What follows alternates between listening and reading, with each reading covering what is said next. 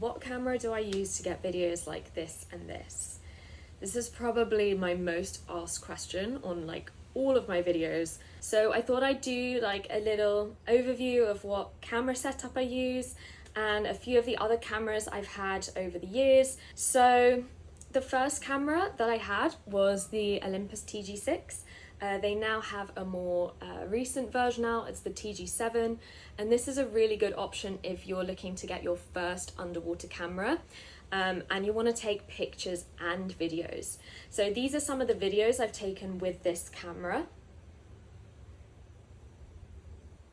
So as you can see, the colours are really nice.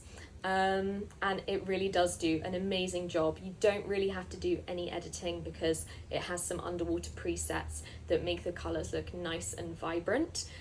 So this is a really great camera if you're a beginner. I would highly recommend, if you're going to get it, to get the fisheye dome. This is going to let more light into your camera and it's going to give sort of a wider view. So basically your shots will look more wide angle like the shots that I'm posting.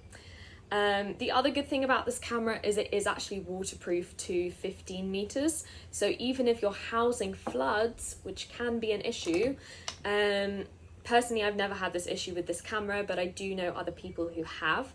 If it does flood, your camera is going to be fine. Whereas if my housing floods, my camera is dead. So yes. This is the first camera I had. It's the one I would recommend for beginners if you're just starting underwater photography and videography.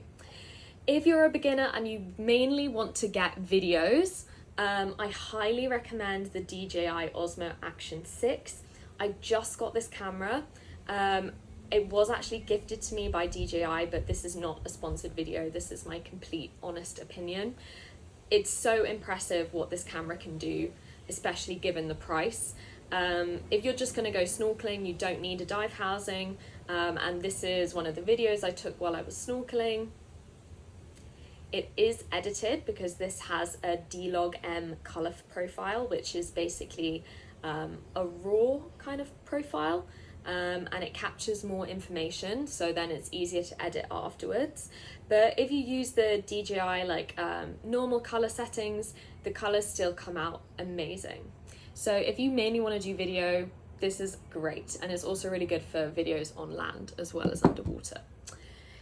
I also use for some of my shots like this, I use the Insta360 X4. This was also gifted to me by Insta360, and I really love it for taking selfies, especially